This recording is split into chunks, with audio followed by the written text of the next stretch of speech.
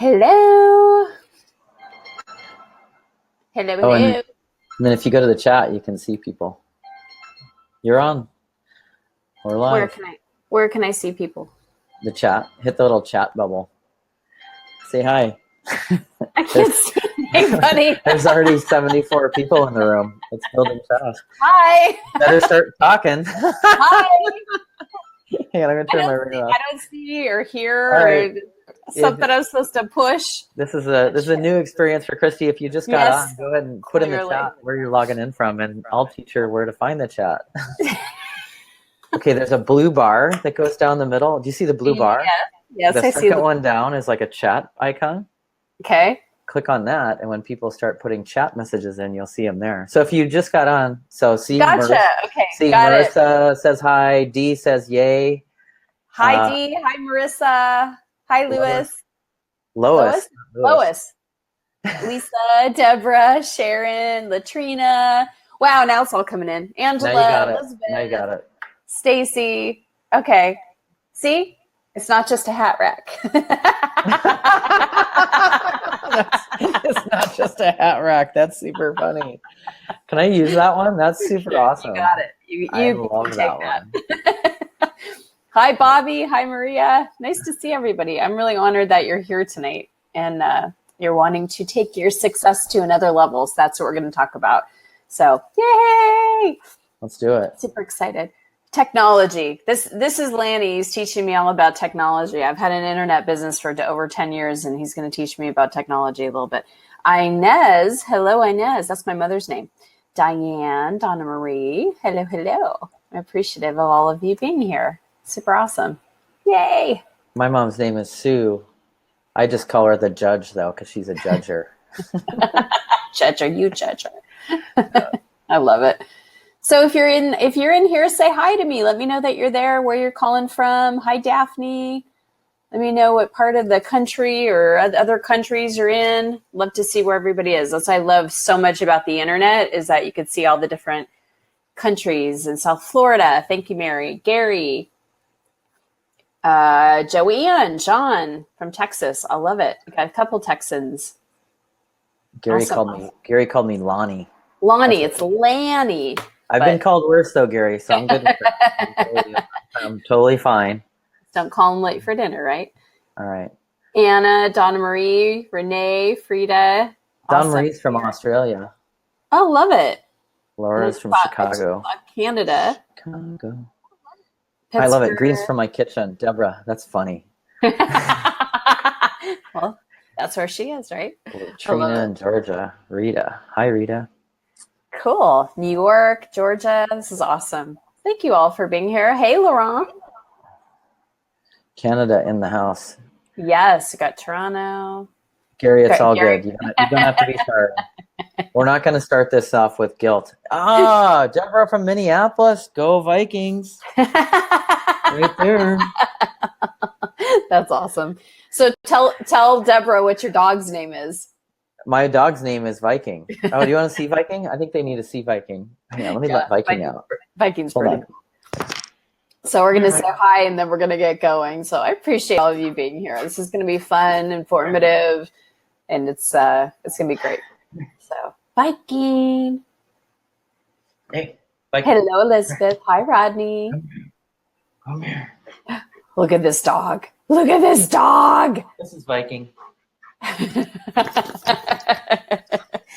He's a superstar. Newfoundland. You gotta see. You can't tell how big he is though on a webinar. I don't know if you can tell how large. Hey, Viking. I'd need to get him up. Let me see if I can get him to. Crazy pet tricks. Come here. Viking, up. Donna Marie says Viking is awesome. Love him. Up. Come on. Up. Up. Come here. Maybe Viking, tell him down. He does this on command, like all the time. Isn't he cool? Right. Oh, he's such a sweetheart. Anyway, Viking's hello, Bobby. He's hi, super Viking. Funny. Look at his hair. Oh my God, I love his hair. Look at that. He is the coolest dog. His head's bigger than mine.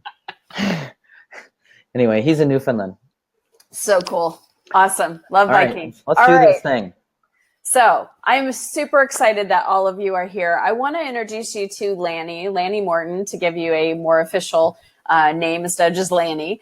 I came to know of Lanny many years ago because if you know of any of the top personal development guys, Lanny is the guy that they go to. So if someone's stuck in a $8 million business and they want to grow their business even more, they call Lanny. And so you might have heard names like Brian Tracy, John Assaraf. These are the type of high-level guys that have worked with Lanny in the past, and Lanny has helped assist them to take their business to the next level.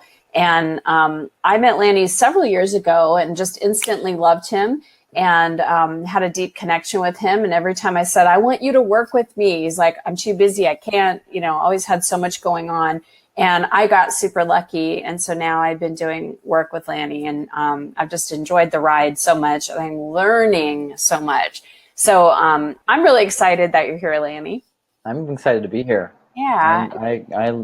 I love your crowd. I can tell it's a heart-centered crowd and a really good group of people. So it's my kind of crowd. So I'm stoked to be here. Thank you. Yeah, absolutely. And so I call my crowd my family, because I'm very, very connected heart to heart with them. So, and to all of you that are here, I appreciate you being here. So Lanny and I have the intention just to have fun tonight, to really inform you as to how to take your success to success. To go Freudian slip, how to take your success to a next level. Whatever, no judgment. So I'm super excited. Lanny's going to ask me questions. I'm going to ask Lanny questions, and we're just going to have some fun and hopefully expand all of you to a different perspective. I know that when I have conversations with Lanny and his wife Dina, my consciousness expands, and so I hope that's what all of you get from our conversation tonight. Cool. Thank you so much for having me. I really appreciate it. And I guess what I'd like to start off with is, there's what I've always found is there's a couple of different ways to learn, and one is through pain and one is through pleasure or success. And sometimes the pain is a better teacher than success. I love what Dina says. Dina says, sometimes in life we don't get what we want. What did she say? Sometimes bring her in here. It was really good. No, she said, if you don't get what you want, sometimes. Okay, I don't even know. You get what you need. That was. It's like that. It's like, but she says, if you don't get what you want, you're getting a lesson, so you're always getting what you need, right? Katie says, pain was my wake-up call, and I've had the good fortune of almost dying twice in the last 2 years. Good perspective. And when I say good fortune, today I can say I'm grateful for having had that happen to me.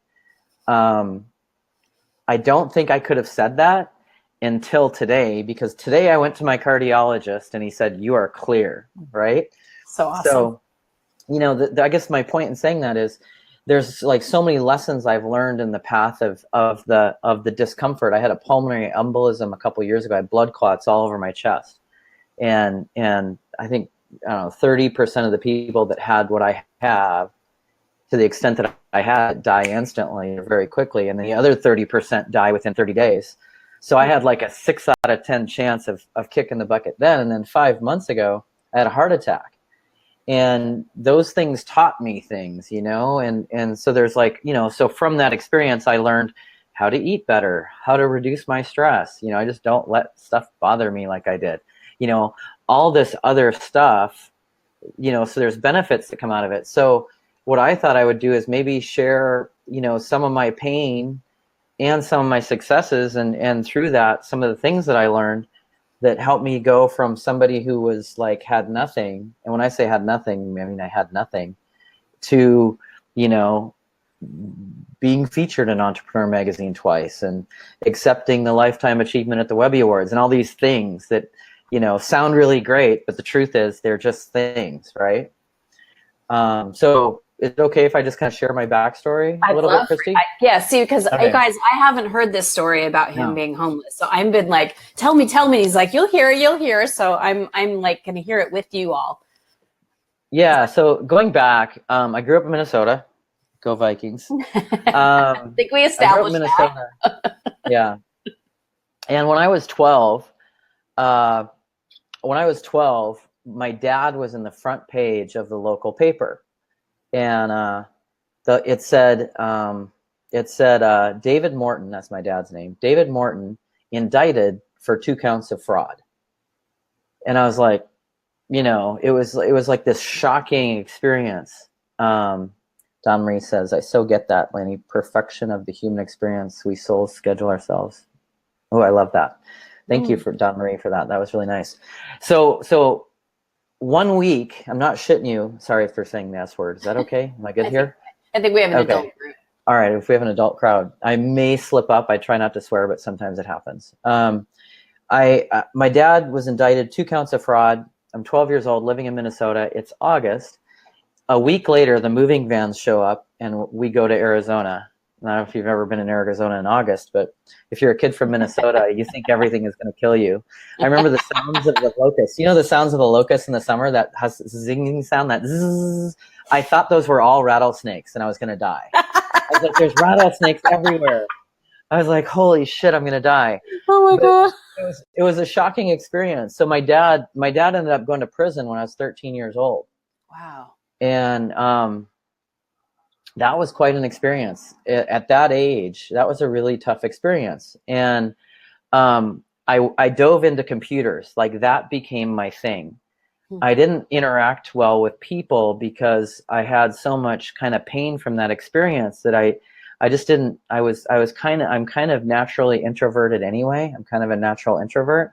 But when that happened, like, all of my I labeled myself the kid whose dad was in prison. Wow, Lanny. So all of my self-worth of who I was just disappeared, and I just buried myself in computers. I mean, I loved them. Like, I had an Apple II. Actually, my first one was, I had a Commodore 64, a VIC-20, and then when the Apple II came out, the Apple II Plus, I was like, oh my God, I'm in heaven. And in the 80s, I just buried myself in a computer. I became a hacker. So I started, what I would do, this is so funny. The statute of limitations, I think, is done. So I can talk about my pre-internet crimes of the 80s as a teenager. So I started these bulletin board systems. I don't know if there's probably not too many people. Renee, I'm so glad you survived that crash. Yeah. So glad you're here. Thank you for being here. And if you were wondering if this is actual live or fake live, I think I just proved it. How would I know? Yes. At least I proved it to Renee. So anyway, I buried myself in computers. I started bulletin board systems. Bulletin board systems were computers, the way the computers talk to each other before the internet. You had a modem. For those of you that are too young to remember this, I'm sure some of you remember this, but you would actually call on the dial tone phone. You'd pick up, you'd listen for the computer tone, you'd flip the switch on your modem. I had a 300 baud modem, which back in the day was like hyper fast, which is super funny. You could actually read at the speed that the type was coming over. And I'd flip on the modem and plug it in. That's how you'd connect. So we had programs, like, I'd go to school. This was my day. I'd get up in the morning, I'd set my demon dialer up to find computers, like numbers that we could hack into. And the way the demon dialer worked, it just started dialing numbers until it found a computer. Once it found a computer, me and my little team of computer geeks would find a way in, like little locusts trying to find our way in. So we did all kinds of stupid stuff. We hacked credit card numbers and had like products shipped to empty houses, and we got into some bad stuff. Yeah, it was terrible. This was not part of the program. I am not proud of my crimes of the 80s, but I got fascinated by computers and the power of them. And it's funny because back then I was like, God, I wonder what it would be like if you got like thousands of people online at once. You know, one of my bulletin board systems was a system where yeah, Bobby, screeching and static on a landline. Yeah. And then the funny thing is you'd be on a bulletin board system and then somebody'd pick up the phone and disconnect you, and you'd be like, God dang it, hang up the phone, you know, because when they picked up the phone, it totally cut you off of your connection, because they were on the same line. But anyway, Renee is saying it ran in the family. Yeah. So that's really where my love of computers started, you know. And then, you know, when I was 15 years old, I discovered alcohol, you know, and that helped me make friends. I was a total introvert, and then I started drinking a lot and did more things that I wasn't proud of, but in a totally different way. But I used that to make friends, and I kind of went away from computers, and then I went to the University of Arizona. And it's funny because I really shouldn't have even gone into college. I had a 2.07 GPA in high school. So I was like a terrible student. My freshman year, when my dad first went to prison, I failed everything. I had F, F, F. I think I might have had a couple of D's. So I started like high school way behind the 8 ball. And the only reason I got into University of Arizona is there was a guidance counselor that believed in me. Rosie Pollock. I can't. It's I don't know why I haven't brought that up. I haven't said Rosie Pollock's name in probably 20 years. I swear to God. And when I think of her, it's amazing what can happen when somebody believes in you. You know? For sure. And I never even knew that I could get good grades. And so she pulled strings. She got a hold of somebody at admissions at University of Arizona, and I got into U of A because of her. My freshman year, I had a 3.75 GPA, just shy of a 4.0. Wow. You know, but I kind of got away from computers. But you know, it's incredible when somebody has faith and belief in me, you know, or in you. You know, like as opposed to like what we're used to with all the negativity that runs around the world. It's amazing what a little dose of faith will do. It does. You got me. Yeah. So. Went to U of A, I studied finance. I kind of bought into the whole, like, go to school, get a job, that whole fallacy. And I'm a little bit jaded on what the education system is like, because I felt like the education system actually set me back. I felt like when I was doing my bulletin board systems, I had this, like, entrepreneurial spirit. I actually had people paying me when I was in high school to access my bulletin board system. My first continuity program, Christy, was called the Garden of Eden, and people were paying me $15-20 a year to log in. It was crazy. I had thousands of dollars coming in as a teenager in high school from people logging into my system. It was amazing. So anyway, I got away from computers and anything related to them, and really tried to make it in the world. Like I got my finance degree, and then a lot of you probably are too young to remember this, but in the early 90s, college grads were facing corporate downsizing. Like the big thing that was happening then is the big buzzword was downsizing. They were getting rid of all their middle management. And what ended up happening is I was going into job interviews when I graduated from college with people who were 15-20 years of experience that were willing to take the same money that I was trying to make. And it wasn't much. Let me tell you, it was like I was trying to get a job for like 25-30 grand. If I had a $25,000 a year job, I'd have been like a pig in heaven. Pig in slop, I should say. I was gonna say. Pig in shit is really what it was.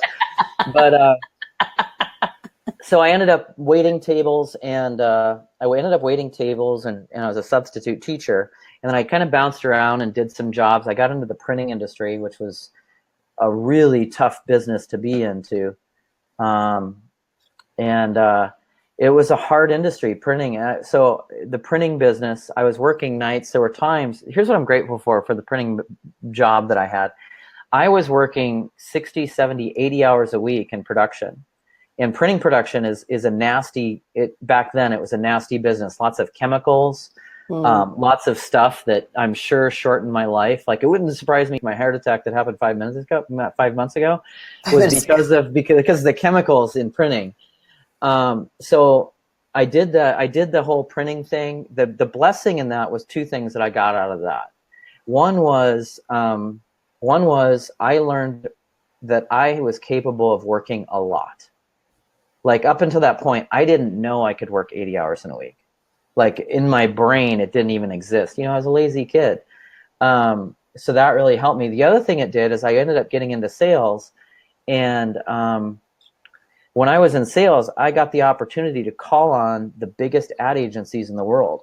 So I was inside the biggest advertising agencies in the world. You know, in San Francisco, my territory was the Bay Area and Vegas.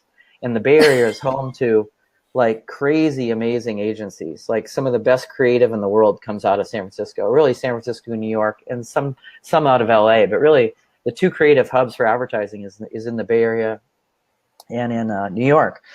And I didn't know it at the time. And here's the thing I look back at is I didn't know at the time the value that shitty job would hold for me, you know, and what it would bring me later, you know, like just being in there and understanding great creative and how the creative process works, and, you know, how to influence large amounts of people to do something.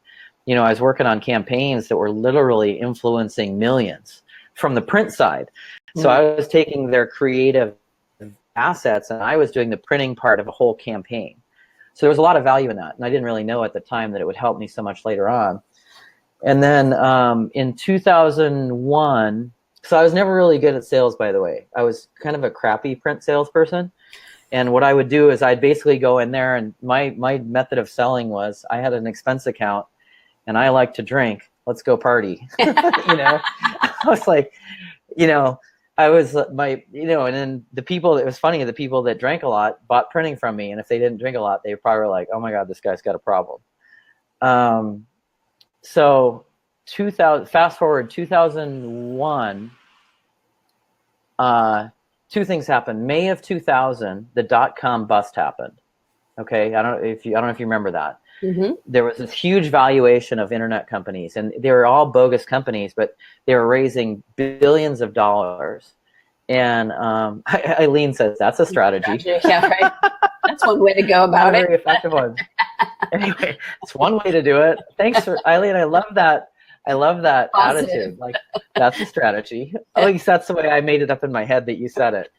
Kind of tongue in cheek.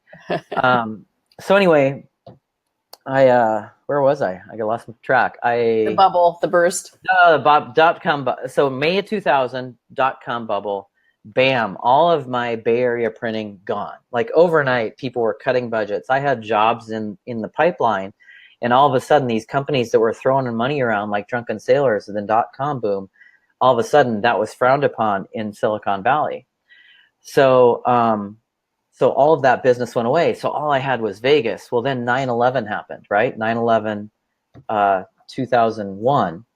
And now all my Vegas business was gone. And I was literally selling nothing, making no money. I mean, it was zero. So my income went to zero, or next to zero. It wasn't very far above zero. At the time, I had made, I was in a relationship that was super toxic. I was married to my first wife, and it was a really bad relationship that I never should have done in the first place. But I just, again, my thinking was so warped and so flawed. And then I'm so grateful for that relationship. I have my daughter, and my daughter's a miracle. So I don't regret it, but it wasn't exactly the best decision. And we ended up getting separated.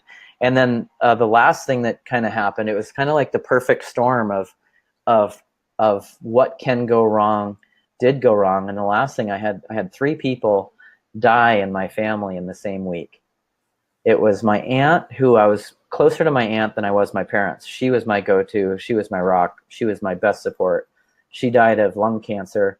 I had another aunt die 3 days later. Then while we were all at the funeral, my grandpa died, who I was also very close to. 3 people. At the funeral? Not at the actual funeral. We were in town for the funeral.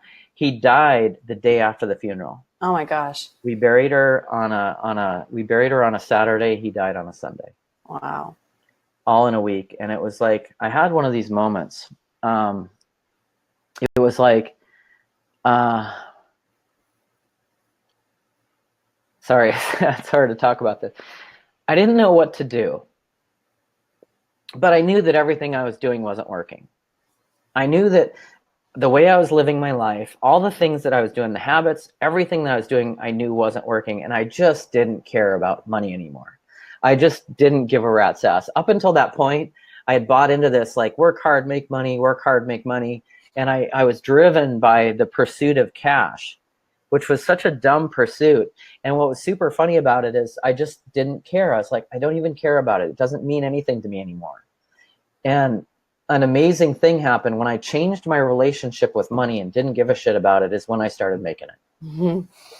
And I remember, I still remember where I was at. I was in Palm Desert, California, right outside where the funeral was, right off the I-10. And it was a cold night. It was the winter, and it was like, it was one of those cold desert nights, and the sky was perfectly clear. And I just remember being there that night and just being like, there's got to be something more to this life than what I'm doing. And I just let go of everything. And I just said, screw it. Like, none of it matters. I didn't make, I love what Renee said. Talk about a shitstorm. Clearly use that manure for self-growth. Yeah, I did. But I wasn't doing it intentionally. It was almost like a mistake. And what I mean, it wasn't a mistake, but what I mean by that is I had this like God moment where I was like, God, I don't know what to do. I give up. I'm not going to do it my way anymore. Surrender. I had totally surrendered. And I didn't have a place to live. I truly didn't have a house. I didn't have any money. And I remember I stayed on one friend's couch, and then he got irritated by me and kicked me out. And then I stayed on another guy's couch, and I literally didn't, like, I was couch surfing, you know, before couch surfing, like now couch surfing is cool. It wasn't cool back then, you know? And then an amazing thing happened. A buddy of mine said, hey, do you want to go to this personal growth seminar? And I said, yeah, but I don't have any money. He goes, well, why don't you sneak in? He goes, you know, I don't think anybody would be able to tell, you know, why don't you just sneak in? And I was like, what do I have to lose? It was in Arizona, so it just happened to be in the town that I was in. And I said, yeah, I'll try it. So it was this 2-day seminar. It was a weekend seminar. And there was 3 concepts that I learned that changed my life. And when I learned those 3 concepts in the seminar in a completely different way, and they're going to seem obvious when I tell you, but when I learned them in this certain way, something in my brain clicked. And it was funny because I had just started dating Dina. Dina's my wife. She's been my wife for a long time. And I had been dating Dina, I swear to God, like maybe 6 or 8 weeks, like a couple months. We were really good friends. We weren't dating. We were just buddies. Dina took it out of the friend zone, by the way, not me. I won't tell that story, but I'll have to that hear was that Dina. story. So here's. Would you guys like me to tell you what I learned in that seminar that like completely flipped the switch? I would. Financially for me. Yeah. So here's the 3 things that that I learned. The first was thinking. It was the concept of, you know, the thoughts become things.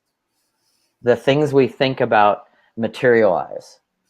And I know you're going to say, oh, this is like so basic and so ABC, but at this time, keep in mind, the most I'd ever made in a year was like 25, 30 grand, or maybe 35,000, right? But we all, I just want to stop you because we all hear that for the first time. And I think that any of us can like put in the chat, when was the first time you heard that? I remember the first time I heard that and went, whoa, you know, it's like, oh my God, what?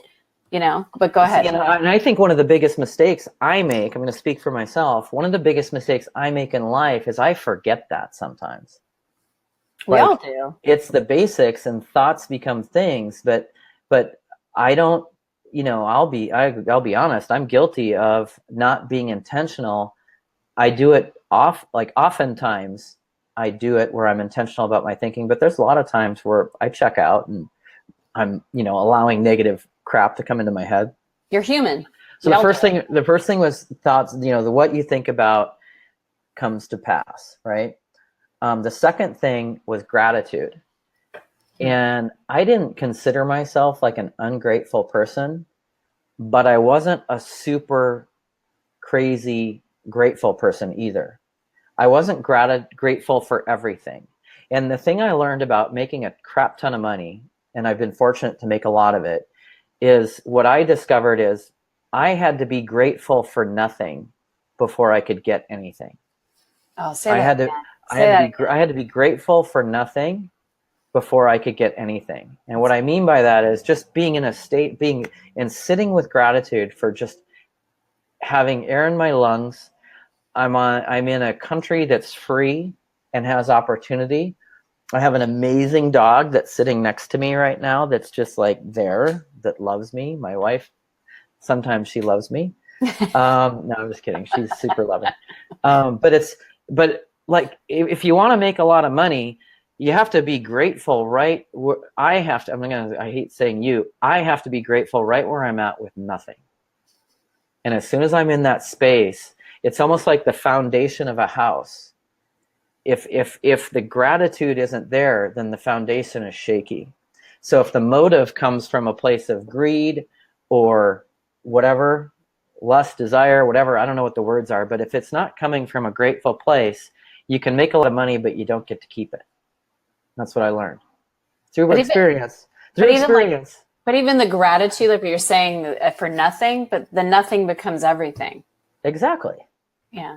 Yeah, that's you said it perfectly. Yeah, the being grateful for nothing turns into everything, and then everything is awesome. You know, it's like my whole world flipped from like, oh my God, this is terrible, it's awful, it's horrible, to oh my God, everything in my life is amazing. Like Anna says, beautiful. Yeah, everything. You know, I went from like everything sucks in my life to okay, I see everything is great.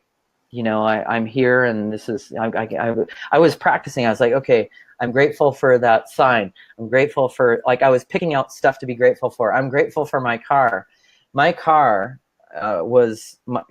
this is what, I'm not kidding. This is what I was driving. I had a 1986 Ford Aerostar minivan that I think used to be used by a group of undocumented workers doing painting jobs or something. It had no seats except for the two front seats. The rest of them were ripped off. And in the back, the whole back of the thing was just carpet.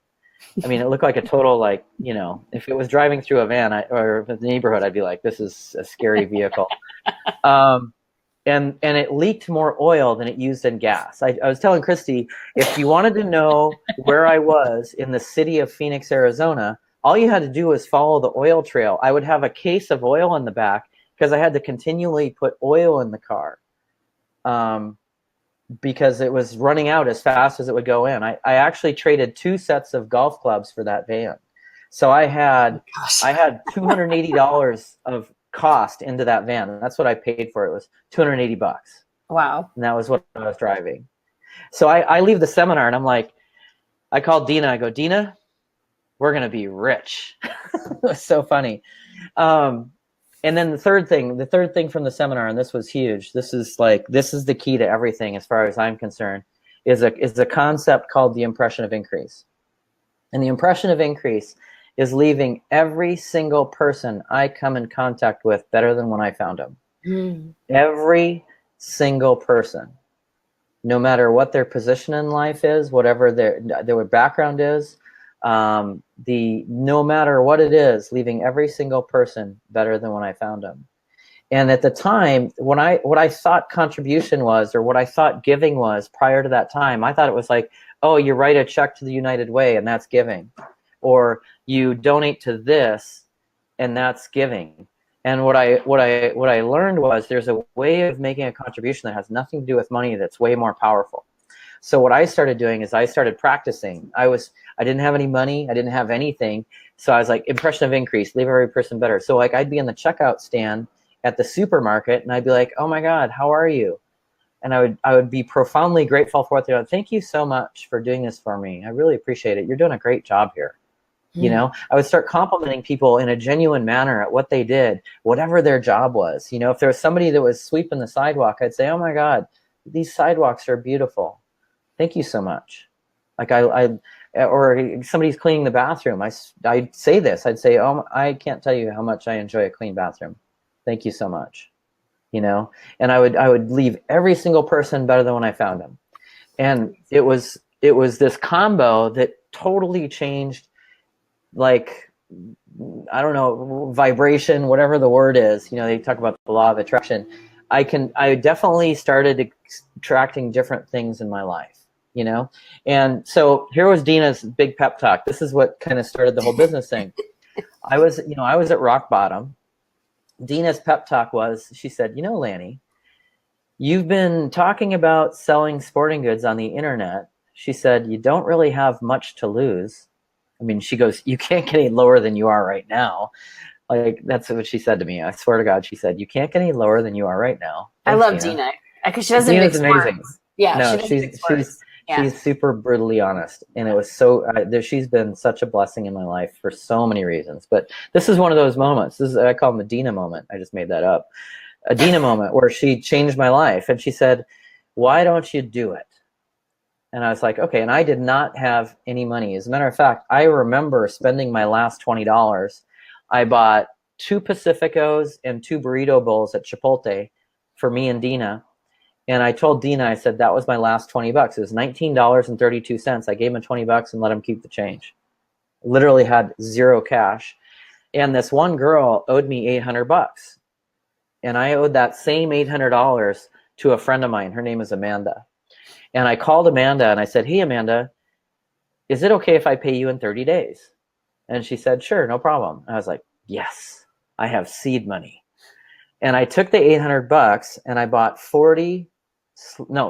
I bought 20 slow pitch softball bats for 40 fast pitch softball bats. They were girls' fast pitch softball bats for $40 in each. 20 bats, $40 each. I sold them on eBay and I made $500.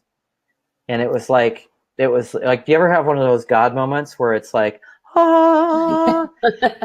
I swear to God, it was that. I was like, oh my God, I just made $500.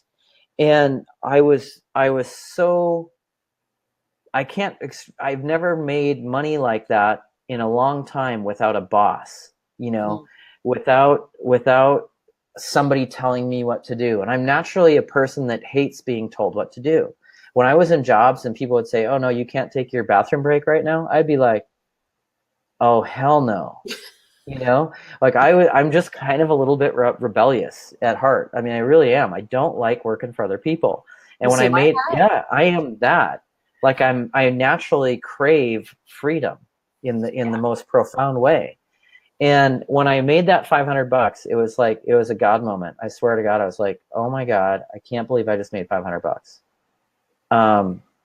Renee says, I'm an eBay seller. Haha, I just used that to quit my job. You guys had a connection from the beginning. Yeah. So anyway, I told Dina, and I said, Dina, I just made $500. And Dina's like, I want in. No, that's not true. She said, I want you to make me a spreadsheet. Okay. She said, I want you to make me a spreadsheet. If we don't touch the money, she's already using we, if we don't touch the money, what would that money be in 3 years? And I said, okay, I'll make the spreadsheet. Now I got a degree in finance. This was the only thing in my life my degree was good for, was this moment in time. Okay, so my 5 years of education, it took me 5 years of education, was good for this one moment in time. I understood time value of money and how to compute turns, you know, so I created a spreadsheet and I assumed a 10% rate of return on my money, and then I would turn the money twice in a month. And I went back to Dina and I said, Dina, if we don't touch the money, this $800 will turn into over $3 million within 3 years. Renee says, I want to meet Dina. She's awesome. She is awesome. She is awesome. I'll see if I can get her to come around. She just had surgery, so she's been in a little bit rough shape. But so anyway, I made the spreadsheet and I said, Dina, here it is. And Dina said, I want in. And I said, okay, Dina, you can buy in, but you're gonna have to pay $1,300 for 50% of my company. So Dina, I swear to God, Dina went down to the bank, got me $1,300 in cash, put the $1,300 bills on the table, and then we wrote out an agreement on a piece of paper out of the printer paper. We hand wrote out an agreement. Dina, you know, her original name, purchased 50% of this business for $1,300, and we both signed it. And we were business partners. And dude, we'd only been dating for like 2-3 months. Like we had only been together this long, and we started our business together.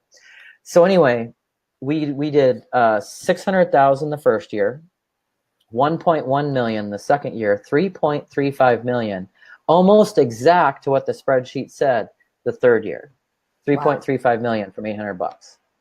And it didn't turn exactly like I thought it would, but the end result was the same. There was ups and downs and mistakes and all kinds of things along the way. It didn't just go smooth sailing. As a matter of fact, and this is, anyway, it didn't go exactly as I wanted it to, but it was great.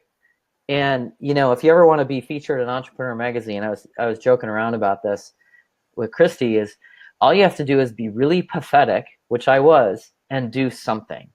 So we were actually featured in Entrepreneur Magazine, like a full page feature in that magazine twice for that business, which was super cool. And that was a dream of mine from business school. It's funny how the dreams of do you ever have a dream that you thought like way long ago and you're like, oh, that'll never happen? One of my dreams in school was to be an Entrepreneur Magazine. I thought, God, someday if I get an Entrepreneur Magazine, that would be unbelievable. And sure enough, bam, it happened not once, but twice, which was really cool. And for me, when I think back to that business, the reason why it went so fast, first of all, wasn't because of me. There were too many things that happened that it was like I remember thinking as it was growing really fast, I'm not this good. Like, to me, this is a God thing. Like, there's no way with my lack of experience and my background that I could ever do that. So it was like, because I wasn't doing it for the money, I was doing it for the love of what I was doing. It was like, it took on a life of its own, if that makes any sense. Totally. So I don't take credit for that business. But if I had like a few things that I think were important to the success of that business that I'd love to share with you guys, if you're okay with it. The first is having a vision and a goal of exactly where you want to go and being really specific. So the power of the spreadsheet to me was specificity. I knew exactly where I was going. I knew exactly what those revenue numbers were going to be along the way. And when I fell behind, I worked like heck to keep up. Does that make sense? Mm-hmm. And there were times when I did go by the wayside, and I didn't. One of the other things that happens with success too is relaxation. Like, when things get comfortable, it's almost like the enemy of great is good, and I still struggle with this. Like, when I hit certain places, I tend to want to coast. And I remember one time I wasn't even coasting. We were probably 6 months into that business. I'll never forget this. I remember I was on 35th Avenue, I was on 28th Avenue driving south, and our business was struggling. And Dina was like, I bought these golf shirts. I bought $6,000 worth of golf shirts for like $4 each. And I was like, how can you go wrong buying name brand golf shirts for $4, right? Well, I was wrong. They didn't sell. And it put us into a really tight cash flow situation. And we didn't know if we were going to make it. And it was one of those scary situations in business where you're like, holy crap. And I remember Dina, and she mentioned this to you, Christy. Dina said, hey, you might want to go start putting resumes out at restaurants and start finding go find a job waiting tables. And I was like, it shocked me. I was like, oh my God, are you kidding me? This is the person that hates working for anybody. And she said, yeah, you're going to have to start waiting tables because this isn't working. And I remember saying to Dina, and this is like one of those moments that I'll never forget. I remember saying to Dina, I'm doing my best. And she says, well, I'm sorry, but your best isn't good enough. You need to do whatever it takes.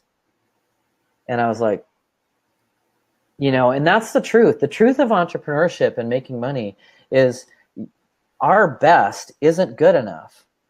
The truth is we have to do whatever it takes because, and I don't know if you can relate to this, Christy, I bet you can, but the entrepreneurship ride is a damn roller coaster. The highs are high and the lows are lows. And when you're on your way down, it's scary. Mm-hmm. And we were on our way down, and I did whatever it took. It was like she kicked me into another gear. She saw the way I was operating, and she's like, look, you need to do whatever it takes.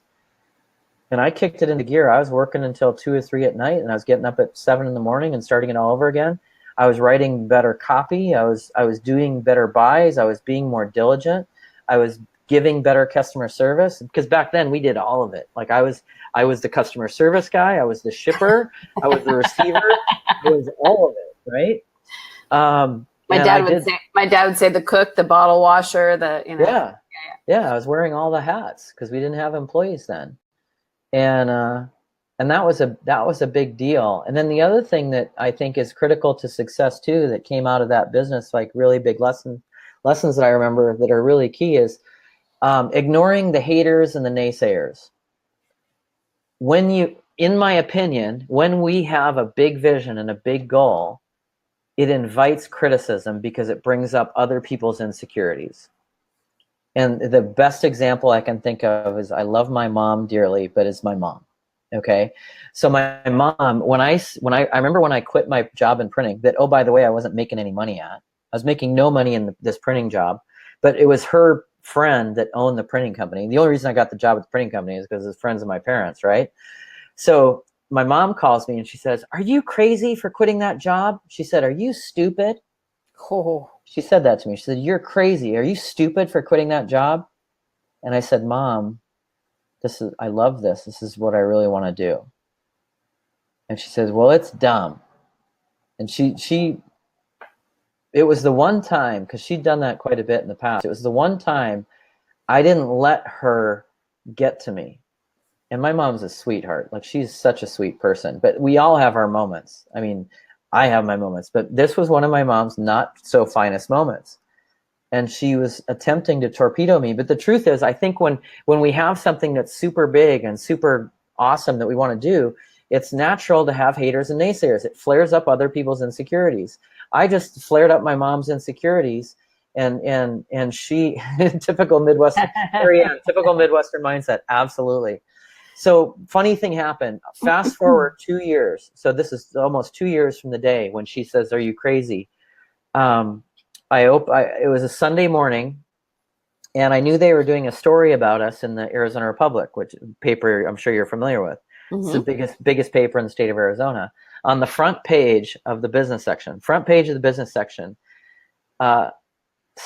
couple hits home run on the internet, and it's a picture of me and it's a picture of Dina. Front page of the business section of the Arizona Republic.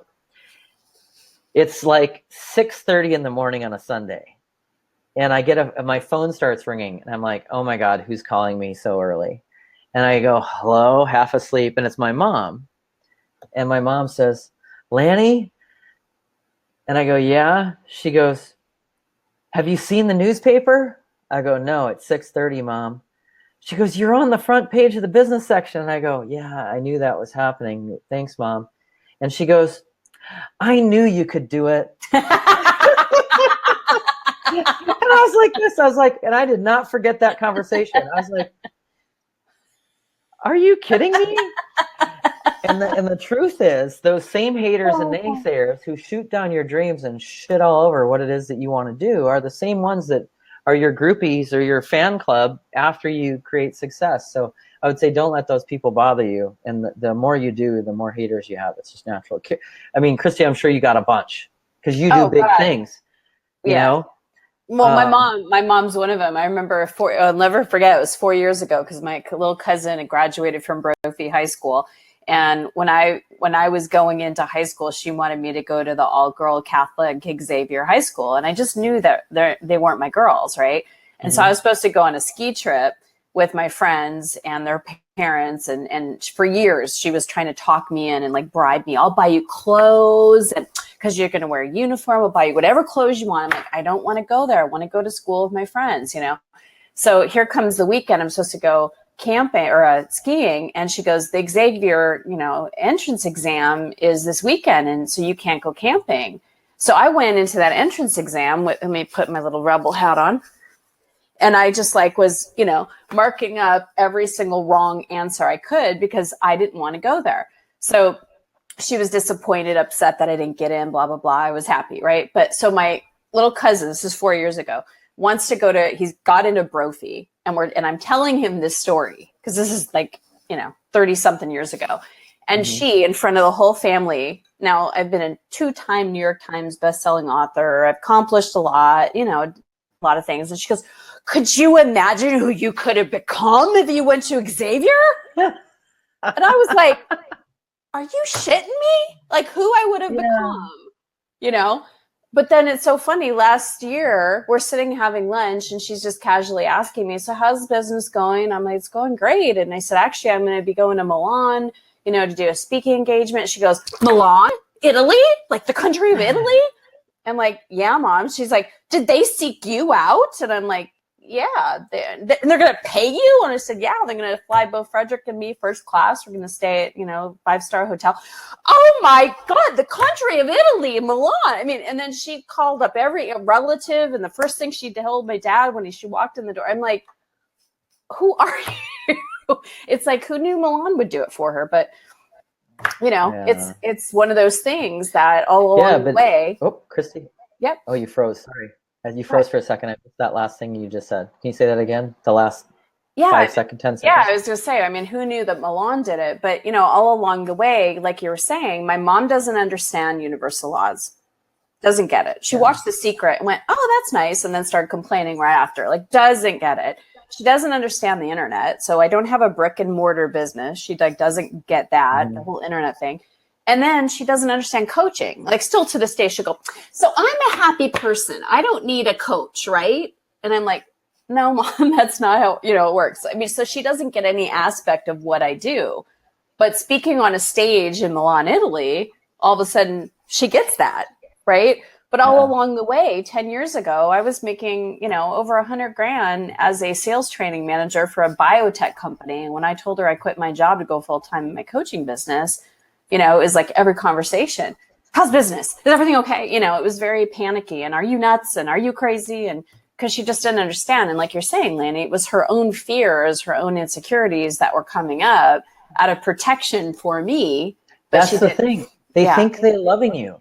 Like they think they're like, they think they're doing you a favor. Yeah. It's like, I'm going to totally crap on you and crush your dreams because you need to get into reality, right? Right. Yeah. That's so funny. Yeah. But yeah. So. Anyway. But you're right. I mean, you can't let anybody. I mean, I had a woman when I was that she was a sales training manager when I was, leaving corporate America, and she's like, who are you to tell people what to do with their lives? Because of life coaching. And I'm like, well, I don't tell people what to do with their lives. I bring it out of them. And that's what coaching does. And I've actually been trained to do this. And I'm actually really good at it. I love it.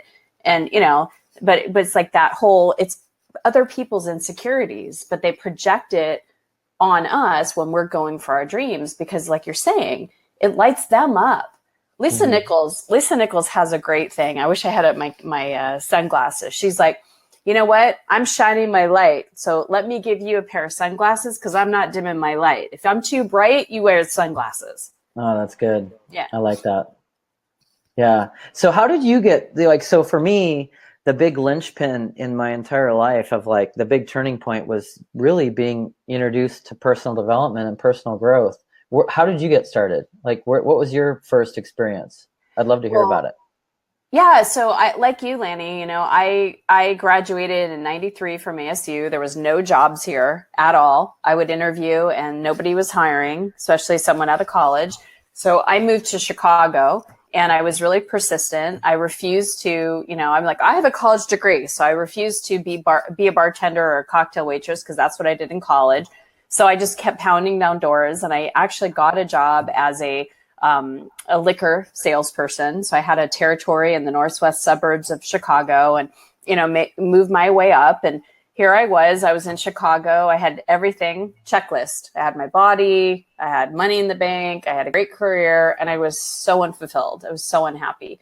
And the type of men that I was dating, I went from one bad guy to the next bad guy, cheated, it was just alcohol problems, drug problems, that whole thing. And I moved to California for the last bad guy. and we had worked for the same company, and I followed him in California, and he introduced me to a woman that could cut hair. And Janine had just this light about her. There was something different that I'd never experienced with another human being. And I was so like, what is this? What do you got? You know, it was almost like that when Harry met Sally scene, like, I'll have what she's having. I was like, I want what she's got. And so she gave me Melanie's Flores. She was my meditation teacher. She gave me her phone number. And so I went in and did like a reading with her, because she was also like a psychic and that kind of thing. And Melanie said to me, I'll never forget it. She goes, well, you know, you're either repelling things from you or you're attracting things to you, because your thoughts are creative. And I just took a moment, and I just went, whoa, like, I don't know how that's true, but every part of my being, like every cell in my body is like came alive. And it was just like, that's true. And I don't know how I know that this is true, but this is true. And so that got me on this quest to just learn more and more and more. And she was offering a course. At that point, I was $60,000 in credit card debt. I had gained lots of weight. I was like 30 pounds overweight. I literally was like, I'm done with men. It was the first time in my life that I'm like, I'm like dating all the wrong men. It's like in the movie Pretty Woman. If they're like, I'm a bum magnet. She talks about if there's a bum in a 100-mile radius, like they're attracted to me. That was me. And so I just I'm done with men. And I was living in a room in a house. And the woman that had the house, she was a little nuts. She was very off center and to the north. And I just was alone. I had no support system. And so Melanie had offered a course for $1,200. And that might as well have been $1 million, because I didn't have it. And I was so maxed out on all my credit cards. So I actually went and took a loan out. I went to the bank and actually got a loan for $1,200 so I could take this course, because it meant so much to me, because what I was doing wasn't working. Mm-hmm. And for me, that was the moment when I started investing in myself. And I've been investing in myself for over 20 years now. I still have mentors, coaches, courses, whatever it is, to take myself to the next level. To, Harvecker said it best years ago. It's like, we're in our own tunnel vision, and coaches and mentors give us a total vision. And, I've said that with you and Dina, even just having conversations with you guys. Been pretty successful, but I'm still in my own tunnel vision, and you offer a different perspective, and it gives me like a total vision. So. Yeah, because, the truth is we all have these different experiences. This is the other thing that I learned a long time ago. Hang on, Gary, I know Canada's to the north. Thank you. He's funny. That's funny. What was I going to say? Wait, what did you say? Because it triggered something in my head that was really good. At least I thought it was good. You gave me a different perspective. Yeah. So here's the other thing. Can I go like bipolar and skip back in the timeline? Sure. One of the other things that shifted for me in all of my thinking was before. So like there's this line in my life, which really is when the 3 people in my family died. There's like, it's almost like everything before that was one way, everything after that is another way. The other thing I just discovered with you saying that is one of the things that happened before all of that, in conversations, I was always like talking and not learning. Mm. So what I heard you say was you're open to a different perspective. And that was huge for me throughout. If I was going to say there's one reason why I'm one of the better people in the world at what I do, is because when I go into a room, I don't act like the smart guy. I'm acting like the dumb guy. I want to learn what I don't know. Before I would be the guy that would be saying all this stuff to try and impress people. And now it's like I've flipped to the other side. I want to know stuff, Yeah. And on the internet, it's changing so fast, and it's moving like this. that I want to stay ahead of everybody, and the only way I can stay ahead of everybody if I'm the dumbest guy in the room. You are very humble in that way. But being good at anything, I think, requires staying humble to be able to be open to information. Absolutely. You know? Absolutely. Because why do you keep investing in yourself? Because every little shift, when someone else can see or hear something that I'm not, you said it best, it's like we all know, at least most of us on this call, that our thoughts create our realities and that we have to pay attention to our thinking, right? But life comes up and you're doing things, and it's like when I'm working with a coach, when I'm talking with someone, they can hear something I'm saying that I'm not even aware I'm saying. Yeah. Right. And make me aware of it. And that's just even like the words that I shift, it's all tied to a thought, to a perspective, and shifting that opens something up, and it buoys me up to a different vibration. Yeah. The other thing too is when somebody gives, we call it feedback. Like when Dina and I, we took this, I gotta grab my charger really quick or my computer's going to die. Sure. But Dina and I took this one personal development class that was an experiential one, and it was all about feedback. And it was 10 days in the wilderness, all about feedback. And what I learned in that process was there's no such thing as criticism, it's just feedback.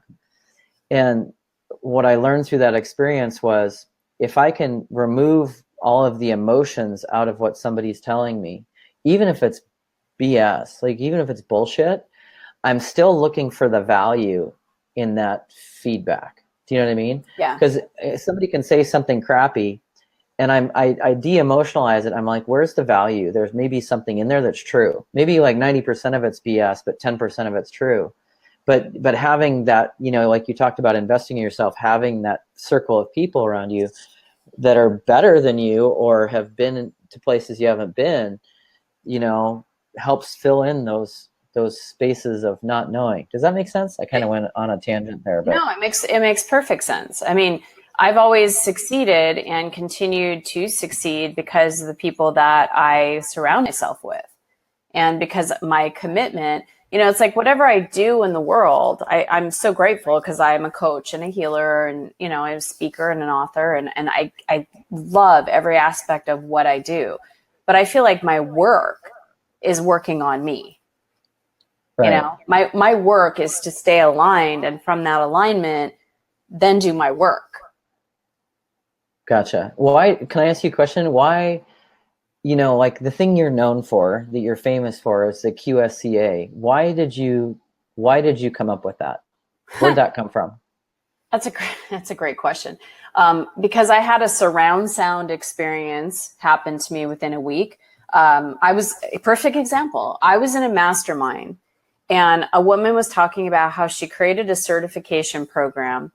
And I asked her, I go, how did you do that? And, what did you have to do for that? And so I was asking her all these questions. And I said, the reason I'm asking is because I had the idea to do a law of attraction certification program, because there was one or two others out there, but they weren't teaching what I had learned and what I was currently coaching and getting the results that my clients were getting.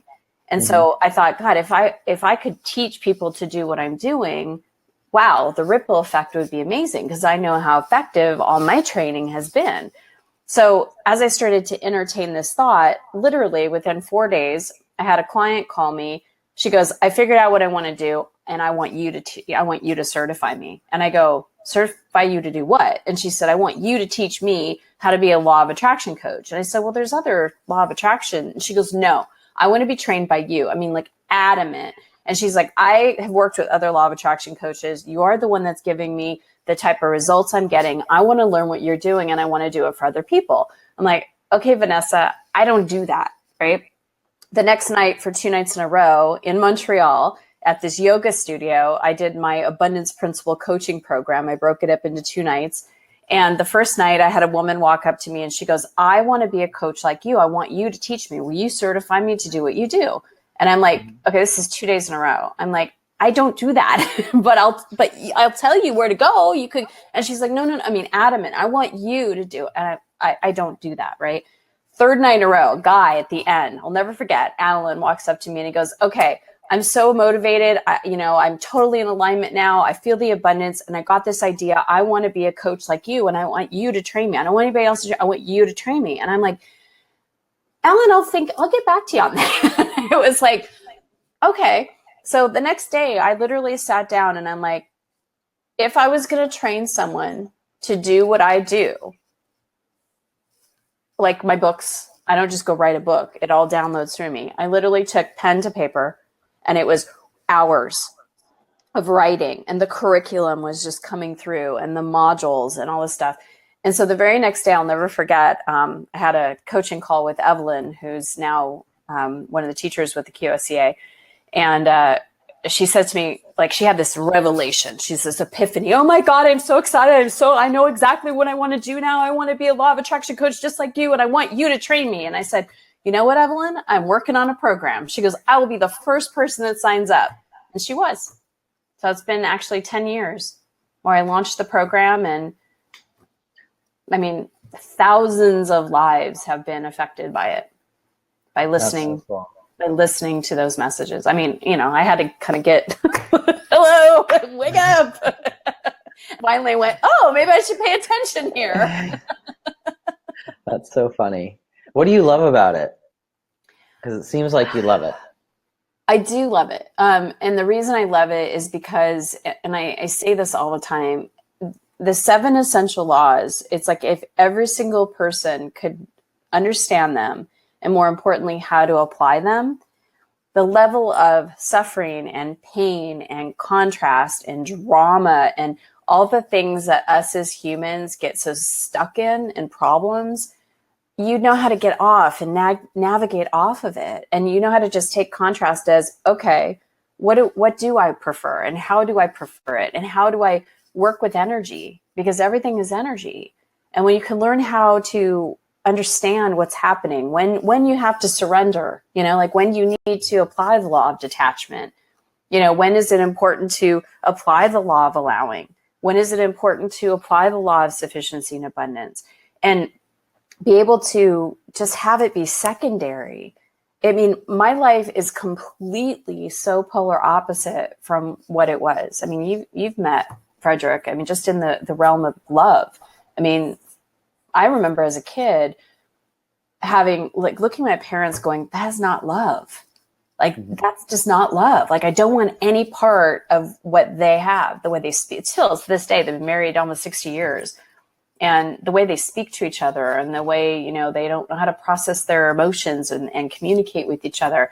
I mean, just in that area of one area of my life, my relationship, I just have the nicest, kindest, most loving man. When I used to date total dirtbags. I mean, like I said, bum magnet, so every shift I've made in my life in applying these universal laws completely changed. And as I started to teach them to other people, and they started coming into the QSCA where it was like, now you got a year program. You got time to not only learn it, but process it during the classes and time to implement it and integrate it. I mean, the stories, Lanny, of people's lives and how they've gotten through some of the most difficult situations, it's not me. It's these universal laws. And when it's properly taught, and again, it's not just about law of attraction. Law of attraction is a boomerang. It's like coming back. How do you apply the other stuff? How do you apply, so that you're not frustrated at, like, I'm trying to do the same thing and nothing's changing. It's like, this is a house for, I like to say it's almost like a rebirthing, and they come into this womb and they're midwifed a completely different person because they have the basic information of how the universe works. I mean, all human beings should know this. I want this information in schools, It's crazy that we don't know this information. I always like to say that it's like, you've never, ever heard of baseball before, right? You like never saw the game, and you see someone on a field and they're like, come on, Landy, come play baseball with us. And they hand you a bat and you're like, I don't know what, and they like hit the ball, and you hit the ball and you run to third. I mean, how successful are you going to be if you don't know the rules of what the game is?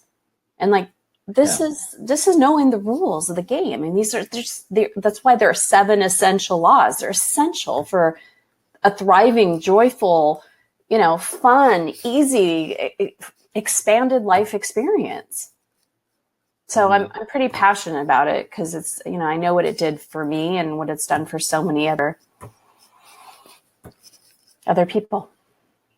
So, what's funny is you, by the way, I love the chat messages. Like, I don't know if you probably haven't been watching the chat, but as you're talking about that, about 100, there's been like a lot of messages about how much the QSCA has changed people's lives from people that are just on this webinar. That's really cool. That's awesome. What's funny is you said law of detachment. I swear to God, I did not know that was a law until you just said that. So it's funny that I had a detachment experience that I shared with you that was super profound, and it's a law, but I just happened to do it by accident, from a place of like serious personal tragedy. I bet it would be better just to learn them than to have to do it out of personal tragedy. Exactly. I'm just throwing that out there. So tell me since I do it accidentally, what is the law of detachment? Can you help me out with that one? Totally. So the best example I give and I'll use it from personal experience is, I had my husband, went through a divorce. And so I was really clear about the kind of man I wanted to be with. And I was really clear that having a relationship, being in a significant relationship was important because I'm not just a let's just date around kind of gal, right? I want to create a history with someone. I want to create a meaning and have depth in a intimate relationship. So I knew the kind of man that I wanted to be with, and I could feel Frederick. I could, every characteristic before he even came into my life. But so the attachment to having one person in my life, to having the qualities and the characteristics. So it's like having the vision, right, of what you want. Doesn't matter what it is. Feeling as if it's happened already, being able to create goals that lead towards that. All those things are important. But in this instance, right, and as it relates to a romantic relationship, the who, the what, the where, the how, all of that, I had to just go, here, like you have a bird's eye view on my life. I don't know when he's coming. I don't know who he's going to be. I don't know, the exact timing. I don't know where. I mean, when I made this intention, I was living in Redding, California, and Frederick lived in Montreal, Canada. And to be honest, I kind of flirted during geography and stuff. So I didn't even know there was a Montreal, Canada. I certainly didn't know they spoke French up there. Mm-hmm. I had no idea. So for me to even create the intention and to feel the man that I wanted in my life, and the fact that he lived in a totally different country, I mean, I couldn't have orchestrated what happened and be in the exact same place at the exact same time, and to have him turn around and say the first words to me being, will you be my partner? It's like these are things that I gave up. I detached from. I just knew that this person was going to be in my life. I felt him. I connected with him, telepathically would talk to him. But all the other stuff was just complete detachment.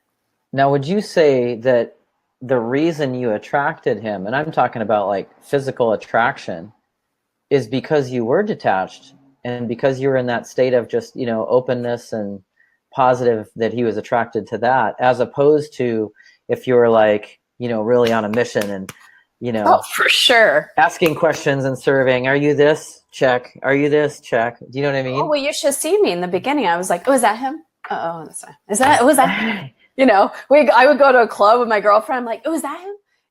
Oh, that's him, and it was like detached. And then what I also knew about law of attraction is I can't attract that which I'm not. So what am I so wanting? Because we all want something because we think that we're going to feel a certain way once we get it. So for me, it was like, okay, why do I want this person in my life? What is it that I'm hungry for that I feel like I don't have right now? And I remember at that time, it came to me. It was like I wanted connection and I wanted a feeling of being home. like just that sense of home. And I knew I had to give that to myself. I had to give it to myself first. And so I would spend time feeling connected to me and cultivating a sense of self-love and feeling at home in my own skin. And so when I met him, I wasn't like, oh, I'm so desperate. I wasn't desperate for love and desperate for connection and, like, feed me, I'm so hungry. I was fulfilled within myself in what I wanted and what I thought that relationship was going to give me. Yeah. So, with Dina and I, the way it happened was, we met in a personal development class, so it was a personal development class. And both of us didn't want a relationship. I remember when we were buddies, right? I was like, I don't want to date anybody. And she's like, yeah, me either. We were just hell-bent on growth. Like, both of us were just on fire to grow. That's it. And I'll never forget, like, when we sat down and wrote our goals out, I specifically remember sitting on her couch. It was her couch because I didn't have one. And I remember we were writing out our goals and the dreams I had that I thought were so big. I remember writing on the paper, my goal is to make $5,000 a month. And I was just like, and she's like, come on, go bigger. And I'm like, I can't. It's too much.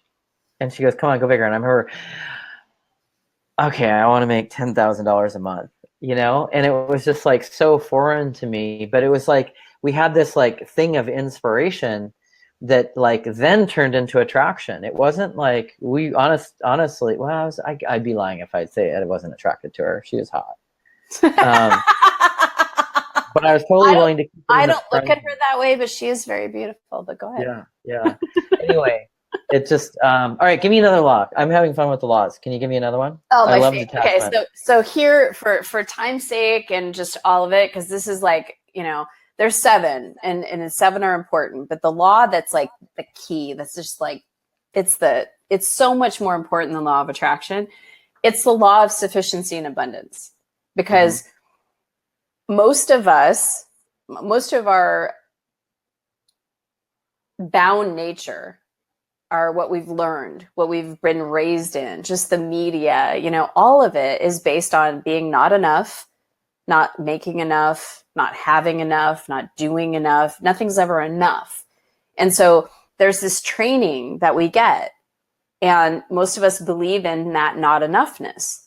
And so we connect with that personality part of us that says nothing's ever enough. And so it becomes like our focus, when the truth is that everything in the universe is absolutely abundant. I mean, you could look at nature. Look at you live in San Diego, go to the ocean. I mean, how abundant do you feel when you look at the ocean? It's amazing. You can't possibly count the amount of waves or the ounces of water or the grains of sand. I mean, it's abundant. And when you start to put your focal point on abundance, that's what you start to see more of. But you were saying it best, the doorway into abundance is being satisfied. And how are you satisfied? It's finding appreciation for what you have. It's finding that gratitude. I mean, that's the doorway into abundance. Most people live their lives constantly in lack. My mom is 81 years old, and she and my dad has made a wonderful living for her. They've got a great savings. Their house is paid off. That woman still worries about money, and she has nothing to worry about. But that's how she's so ingrained. And it's like there's no shifting her off of that. And that's how her it's like there's such suffering in lack. Lack always feels bad, and abundance always feels good. And how we feel on any given subject is what spectrum, what side of the spectrum we're on. And so when you are in the law of attraction, when you're applying the law of sufficiency and abundance, and you're in that state of abundance, you're working with all the laws. From the perspective law of attraction, you're attracting more things that are going to show evidence of abundance. You're putting the law of deliberate creation into work, because you're the one putting yourself deliberately looking for the evidence of abundance. You can't be in more of an allowing, expanded space in that space of abundance. You're detached. You're connected to pure potentiality. You're on the side of the pole there's law of polarity on the side of the pole of one that feels good and is in alignment. I mean, it goes on and on. Mm-hmm. So that's why I feel like that law is that's the law that people have to master in order to master their lives. That's awesome. I love that. Thank you. Yeah, my routine, since I now have like one more week left of cardiac rehab. So my routine every morning is, not 3 times a week I go to cardiac rehab, and then I go to the ocean, and there's this the Torrey Pines glider port is up on a bluff in Torrey Pines, and it's this bluff it's high, it's significant, and from that bluff when you talked about the ocean, like the anchovy blooms are happening right now. And there's literally billions of anchovies, billions. And then there's dolphins everywhere having a heyday, eating the anchovies. And then there's other the birds are hitting, and you're right, there's total abundance. And then the funny thing is too, if you think about it, I don't know about you, but I was not programmed for abundance. It just didn't happen. No. And like, I even think of like, we talk about birds, early bird gets the worm. Right. Is a statement of lack and scarcity. Money doesn't grow on trees. Yeah. That's the stuff I was programmed with. Yeah. Well, me too. My mom would say, Chris, money doesn't grow on trees. And I'd say, technically it does, because money is paper, and paper comes from trees. Yeah. That's great. I was such a little rebel. I love it. That's so good. I feel like I'm a rebel because I think differently than most people. But I live my life very differently than most people. Yeah, I love thinking differently, and then sometimes I get terrorized by my thoughts. Like sometimes I'm like, oh, hey, scary. Let's bring it to the positive. The other thing, when you were talking, the other thing I thought about, this is something I learned a long time ago, is that you can never create good results when you feel bad, and you can never create bad results when you feel good. So 100%. And and even, it's funny, even though I know this, there are still times when I fall into the trap of feeling bad.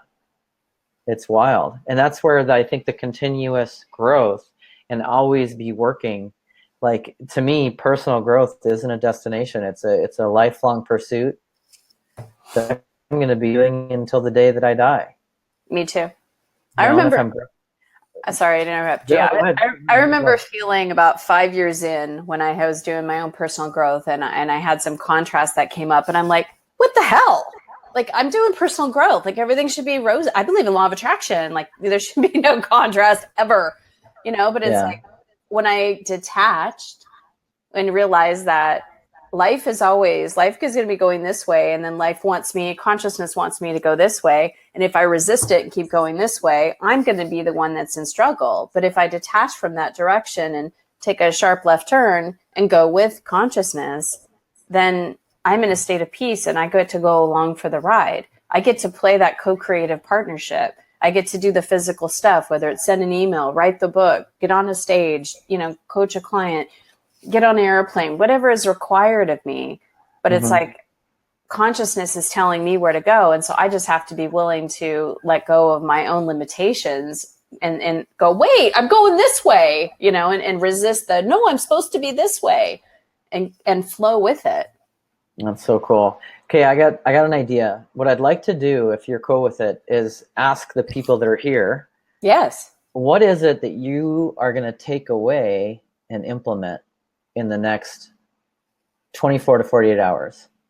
If there's anything, like, because I've kind of seen people are like, hey, I'm getting something out of this, which I'm super grateful for. And I know that a lot of this is super, especially what I shared, is such basic stuff. But what are you going to do with it, if anything? Because to me, I love concepts, but it's action is where the results happen. 100%. It's putting it into practice and doing that really causes the results.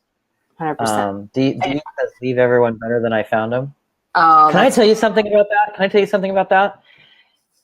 I just got the goosebumps. Leaving somebody better than when I found them. I had an experience yesterday. I'd love to share if it's okay. I was volunteering at a detox center, and this guy came in, And he was, when we started doing his intake and asking, so part of the detox process, you ask him like, what are you on? What have you been taking? This guy was on, he was on a relapse, and he started with alcohol. Then he started taking heroin. Ugh. And then he was taking meth to try and get off the heroin. So he was on booze, heroin, and meth. Geez. And his state of being it wasn't even human, right? He was just his mannerisms. And what was so cool about it is I just checked in on, I called in there to this place that I was volunteering at, and I'm like, how's that guy doing? And they're like, he's coherent. He's saying full sentences, and he's actually, he's actually functioning. But what was so cool about that is, in the process of being others focused and attempting to help this guy, there was nothing in it where I was thinking about myself. So I was able to get out of myself. And then after the experience, I felt like on top of the world. Do you know what I mean? I do. So from the contribution, because we said you can't create bad results when you feel good. Well, I came out of that feeling really good. Contribution feels good. Yes. To me. Like, I love it. And it's not that I do it to get that feeling, but it's unavoidable, Yeah. So I don't know where I was going with that, but it was, and it made me super grateful for just being me, because sometimes I beat up on myself because I do have crazy thinking, and sometimes I'm like, dude, you're crazy. If somebody could record my thoughts, they'd be like, wow, that's really interesting. But seeing him made me feel a whole lot more normal, if that makes sense, and not quite as crazy as I think I am. All right, so let me read some of these. Lil sent me a Facebook request. Thanks, Lil. I will be accepting that Facebook request. Let me find it. I'll accept it when we get off. Okay, let me go back. Okay, hang on. I'll read a bunch of these. I love this. All right. I have to say, Christy said that she used to say the same thing. So us Christy's got to stick together about money and growing on trees. So I wanted to. Diane said, how beautiful to grow together. Yep. Carrie Ann, fulfillment equals feeling abundant attracts abundance. Let's see. Rita said, finding out more about the universal laws. It's life-changing. I have to change it. Hang on a second. Oh, Dee said, leave everyone better than you found them. Christina, gratitude. Gary just said that's one of the best, by far, one of the best webinars I've ever been involved in. Thank you, Gary. So cool. That's very nice. Thank you. It's funny. Our intention was to have fun and to help, So I feel like we've done that, Yes. Mission accomplished. Yay. Mary Beth said, freedom, feedback, detachment. Yeah, the detachment was so good. Renee says, I was literally up until 2 a.m. last night, woke up at 7 this morning, repeating that process until I get to your level and then some. LOL. Renee, you go, girl. And I hope you pass me. Although to me, there is no passing lane. It's like we're all on the journey. That's the other thing too. It's like, the journey. It's the journey, and to me, as soon as you set foot on the journey, you're a success. Yeah. It's taking that first step that is the success. It's not the destination. Because and Dina's here. Dina, do you want to say hi? Because everybody wants to meet you because we've been talking about you. Can she hear me? Because you got earbuds in. No. I got my earbuds in. Dina, he's been singing your praises, so now everyone's like, I want to meet her. I want to meet this Dina because he's been telling stories and fresh out of bed almost. How did it go today? Did you guys have a good time? It looks like they have. That's awesome. I just heard Laney sharing a few things that sounded really good. Like, you can't create good results when you're feeling bad, and you can't create bad results when you're feeling good. Yeah. Being of service. Those were all great things. And he got very vulnerable with everybody. He got me. I started crying. Aww. Sometimes we're having a meeting and the two of them will start kissing and I'll be like, get a room. That's so good. Well, I can't wait to meet some of you. I hope to meet all of you, and I hope to hop on one of these webinars with you sometime, Christy, and do a really cool interview. That would be fun. Absolutely. But they're all saying hi, Dina. Thank you. Thank you. Love you. I'm excited to meet you. You're on a good path. Stay on it and keep going. Do you want to share anything you've learned from your recent experience, or no? Leave it alone. Just my recent experience with this. What did you guys just give me a couple highlights? I didn't say anything about it. Christy, give me a couple highlights with what you guys shared. Oh, he didn't say anything about it. You said that you just on your webinar in general. Oh, Lanny was talking about how obviously thinking. You're an inspirational badass. There you go. Inspirational badass. He was talking about, we were talking about gratitude. We talked about some of the universal laws like detachment and sufficiency and abundance. And what's one thing that you would say is your biggest go-to concept or thing that you do? Well, I will tell you guys something, since this was pretty impromptu. I'll tell you the thing that just came to my mind. I'm going to share something about Christy that I have learned as a result of working with her that I'm not even sure that she probably knows. So I know I am almost kind of like, forgive me, I just had surgery on Friday and I'm just recovering. So I tend to get a little more emotional just from being like, physically and emotionally a little spent.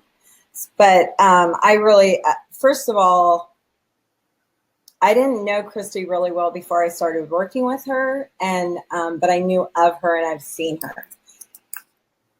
What I've learned as a result of working with her for the last few months is, I think the thing that I admire the most about her is her willingness to grow. And I think that's such a key on any one person's journey, is almost looking at life like although you may know a lot, sometimes there's even a new way of a new or better or a different, I would say a different or a better way to do some things in life, to navigate through life. And I've brought different concepts to her. I've brought different things to her. We've had many conversations. And I think the thing that I respect about her the most is the fact that she's willing to always learn and grow. And I've never met any one person on the earth that I've come in contact with that has been so relentless with their growth, like I myself have been, and had a passion for it. And the one thing that I've learned about her is she has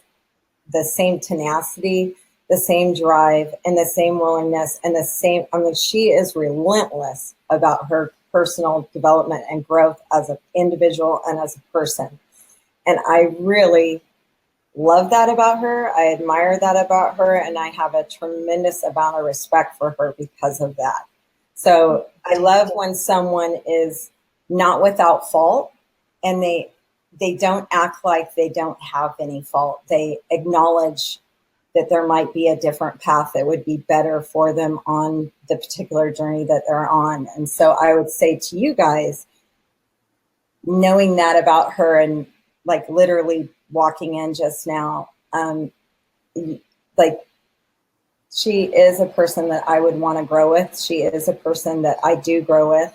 And she is a person that, may not be the be all end all for everyone, but she's a darn good person to go on a journey with, and she will grow right along with you and try to elevate you as much as she elevates herself. So for that, that's what I've learned. And that's what I'm appreciative of. And that's what came to my mind. And I think that's a real special quality in someone. I think it's rare and I think it's unique. So thank you. Well, as you see in me, I see all of that in you, but I receive all that. So thank you, Dina. I really appreciate you. Yeah. Thank you, Dina. That's my added. Get a room. Thank you, Dina. So, Christy, thank you so much for sharing everything about the laws. I mean, I learned stuff that I didn't even know, and I've been in this business for a long, long, long time. How would you recommend that people implement this in their daily lives? Well, I think, Lanny, you know better than I do, right? That in order to create any type of change, we have to be consistent. And what I say to people all the time, and I see the clients that either make small changes or make massive changes, it's the ones that make those massive changes that stay plugged in, they stay consistent. Because, no matter how much we work on ourselves, we're affected by other people's energy. And so a lot of people out there, they're negative, and there's a lot of fear going on right now, and people just don't have this information. I mean, most people don't have a circle of friends or a mastermind group or a community that they literally have created. I mean, now it's like, the people in my life are all people that are positive and that really think this way, other than family. And, so for me, it was so important to stay plugged in and while I was making the massive changes in my life. And it's still that way. In order to create a consistent vibration of success and fulfillment and abundance, I have to stay plugged into it. And so, clients, coaches, people that have come through my programs, it's about consistency. And so, one of the reasons the QSCA is so successful is because it's a consistent 12-month program where they're plugged in. It's like, like they're plugged into the stream of consciousness, to a place where they can be elevated, to where people that they're normally not accustomed to talking to or with are thinking differently than they are. It's a community where they're supported in a way that they've never been supported before. So being involved in something like the QSCA, getting plugged in consistently, doing the work, being able to go through processes, I mean, that would, for me, first step. It's imperative. I love that. And then one of the things I talked to you about before we got on was, creating a version of QSCA for people like me that don't necessarily want to get certified. I have a busy profession and career. Coaching isn't something I want to do. How would it benefit me? And, I got your permission ahead of time that we could offer everybody on the webinar a non-certification version at a greatly reduced cost. What benefit would it be to me or anybody else that's on the webinar that would want to do the QSCA but not do the certification? Well, the great news is that you get to just audit the class, meaning you get to go and be plugged in. You get to have that consistent, communication, learning. You're learning things that are not taught anywhere else. I mean, nobody else teaches about the 7 essential laws and in the format. But I've had so many people that with the thought process that they wanted to go become a coach, literally start to apply the information, and their businesses started booming. I had one woman that was this is back 10 years ago. She came in with such frustration of being a real estate agent, came in and started applying the information and went from listing like $400,000, $500,000 homes to $1 million plus homes. And now she has applied this information and has a booming real estate business. I mean, I've had people that were like a personal trainer, yoga instructor, Pilates instructor, going through a massive divorce. It was really, really nasty. Started applying this information. Her business started taking off. But most importantly is that she managed to go through this divorce with ease and grace. She has such love and respect for her ex-husband, and they're co-parenting in a way that's loving and respectful. And obviously it affects the kids, right? So, I mean, I could tell you story after story about people that with the intention of coming through to be a coach said, you know what, coaching itself isn't necessarily for me. It's not something I can see myself now that I'm into it. But oh my God, the information, it's life-changing, and I'm loving the community. I'm seeing how different I am before a call and after a call. I'm at more peace. I'm, more centered in myself. I'm understanding my own creative power, and I feel very I can change the circumstance. I don't like it, and I can change it. And the amount of success, whether it's money or the feeling of freedom or, things that they're manifesting, has been amazing to witness. That's really awesome. Actually, I remember one time I spent $17,000 for a week-long program. A week. And I did it. It was a consultant training, and I had no interest in being a consultant. I just wanted the development. Yes. And so I love what you do because it's 12 months. And don't get me wrong, I was grateful for the week, and I felt like I got my money's worth. You know, when I look back at the ROI of you know, what the 17,000 I paid versus what it got me, hands down, the ROI was tremendous. So what's included? I know that there's, I have some notes, if you don't mind me looking. It says 36 classes, full year. Tell me about that. What are the benefits of that full year of classes and those 36 classes that they get over the course of a year? Yeah, I mean, you are literally getting, it's like going, boop, you're just plugging yourself in. And the courses, each class is a live training. So you get interaction with live teachers. Questions get to get answered. You know, there's something very different about being in live training versus something that's a downloadable recording. And so there's that. Plus, it's the community that you're getting to be involved in. We also have a private Facebook group that's just QSCA. And the community in there is unreal. I mean, the support and, you know, getting to know people. There's relationships that have been developed and have maintained and kept up for years just because of, you know, what was created in the Facebook group or even just in the, you know, classes. So there's 3 classes a month and they're live. And then you have an integration week, which, you know, it's realistic for life because you can't just take in and not integrate and prepare and take action on things. That's not realistic. So the way I've set it up during this 12-month period is that you get to learn, implement, and then get to learn more, implement. Then you get to learn more and implement. And it's like you're growing and you just won't recognize yourself from the beginning of the time you come in to the end when you graduate or when you're finished with your 36th class. No, that's awesome. Actually, it's funny because, you know, you talked about meeting people in a personal development environment. What a great place to meet like-minded people because it's not always easy to do that out there. You know, no. The masses aren't into this stuff. No. And, you know, I found my wife in a personal development class. I met my husband in a personal development class. So, hey. Hey-ho. It can pay big dividends. We can start a singles group and do matchmaking. Yeah, forget about personal development. Let's hit that market. And then there's mentorship. Tell me about the mentorship. How does that work?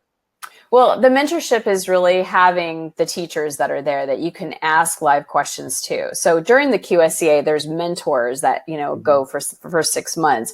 But if you're coming in just to audit it, and that's why we significantly reduce the cost. That's right. So that goes away. Yeah. So gotcha. No problem.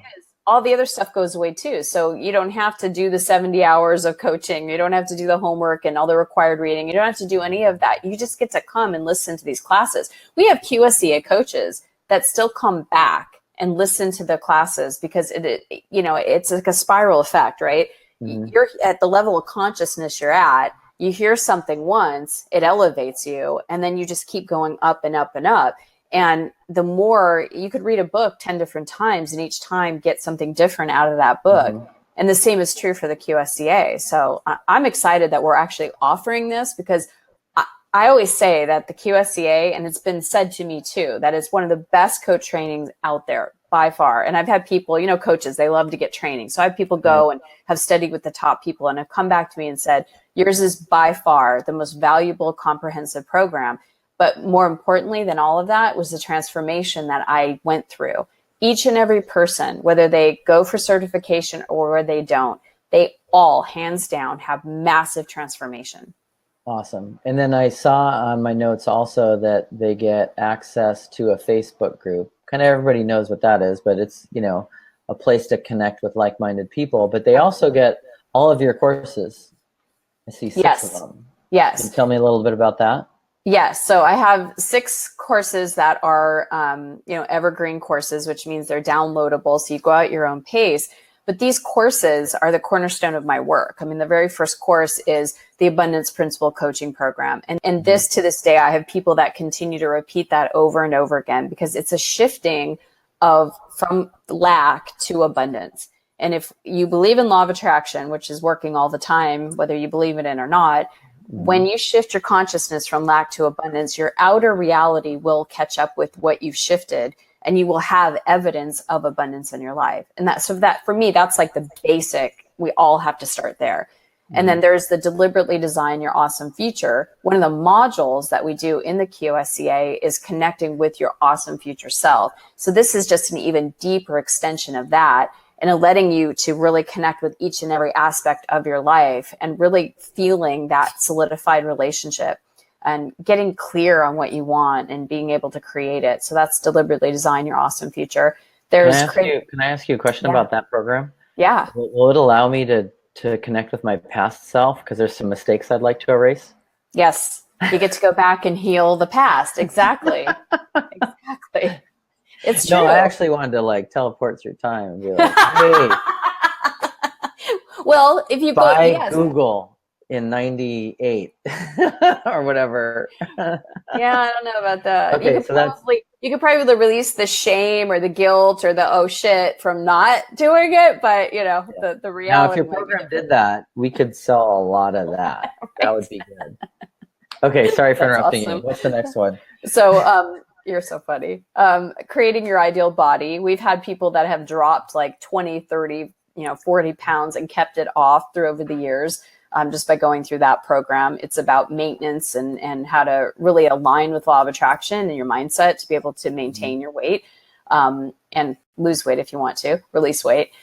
Creating money, phenomenal course on how to create a totally different relationship with money. It's amazing. We've got attracting your ideal partner, which is phenomenal because it's not even just a love partner. I've used this process with attracting my dog, attracting my babies before they were born. You could attract people into your business. So it's someone that you're going to have a significant relationship with that you maybe need in your life or want in your life. And then the last one is magnetizing and manifesting. And this is all working with energy. And it's like you're learning how to literally tap into energy and bring it through. So if it's like money you want, you can tap in and bring in money. It's an amazing course. And all of these, each one of these are $2,000. If you were to go to ChristyWhitman.com, that's how much they retail for. And you get all those for free, included.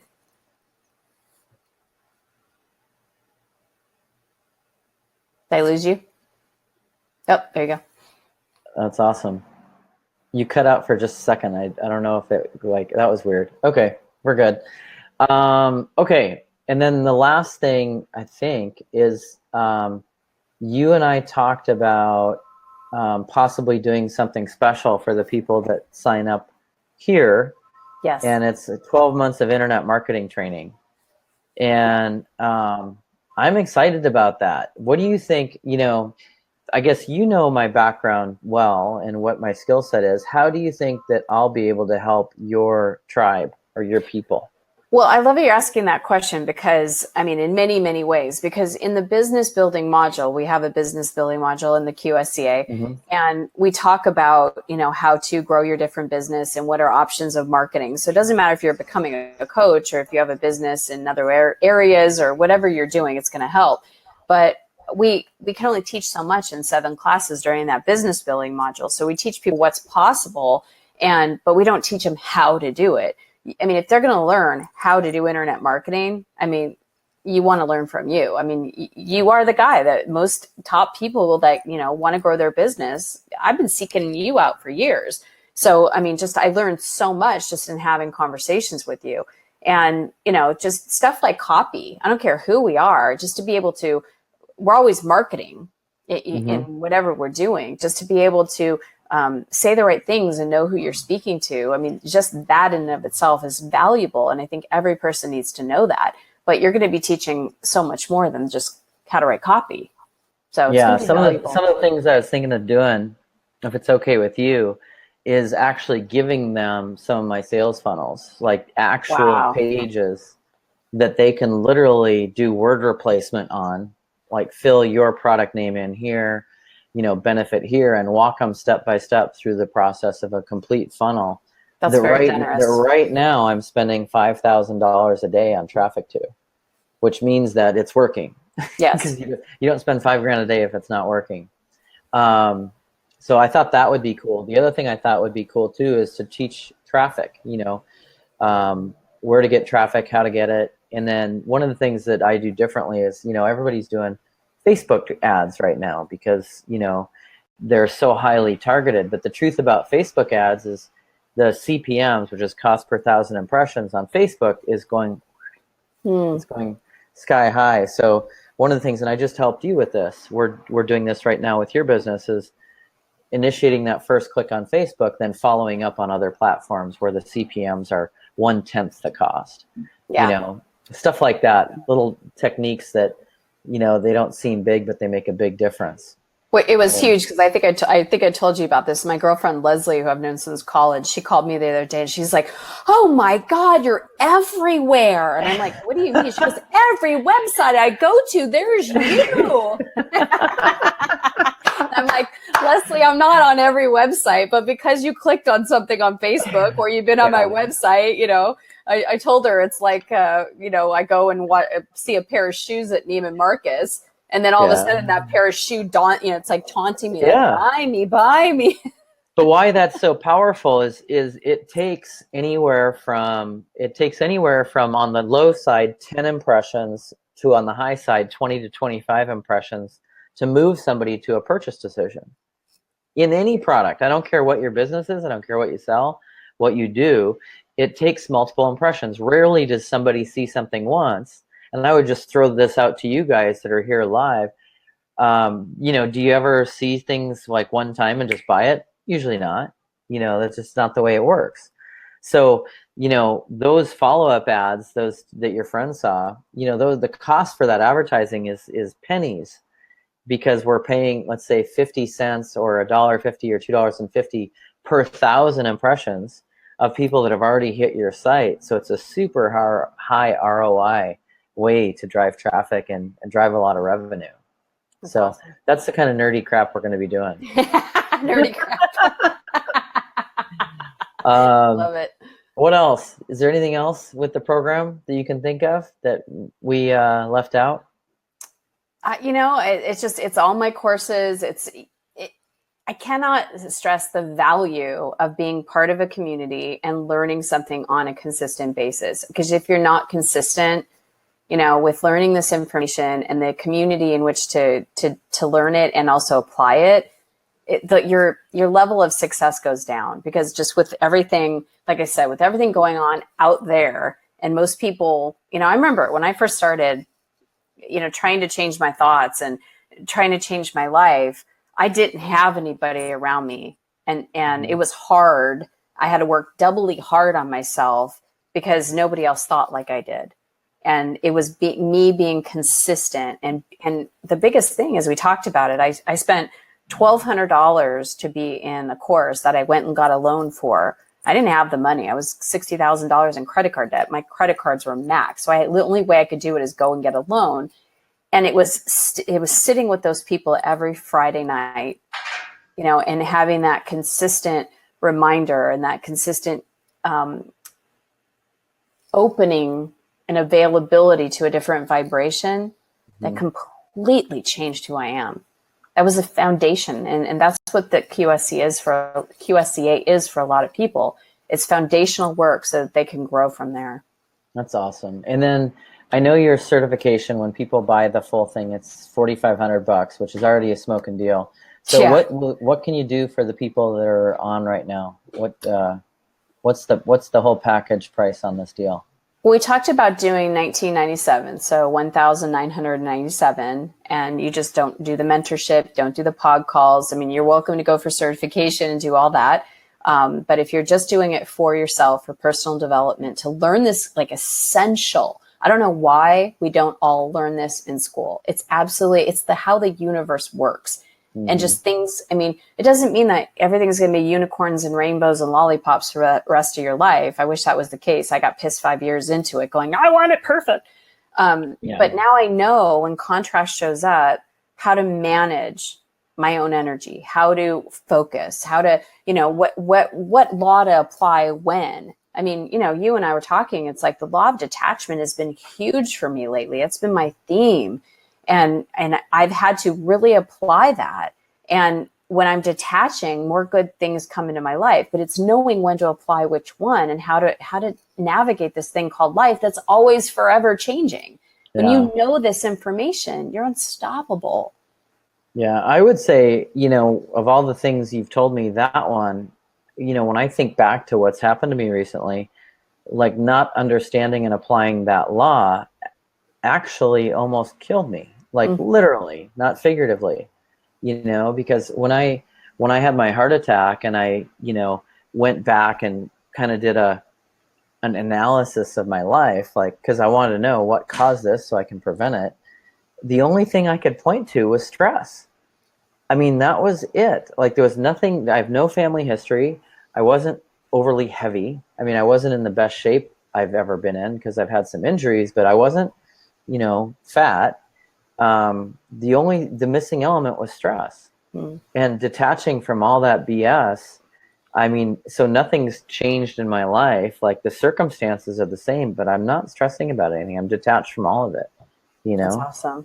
What a great health challenge will do for you. So my wish for everybody on here is that you don't have to experience a health challenge to start moving and start detaching from bad, negative stuff in your life that isn't serving you.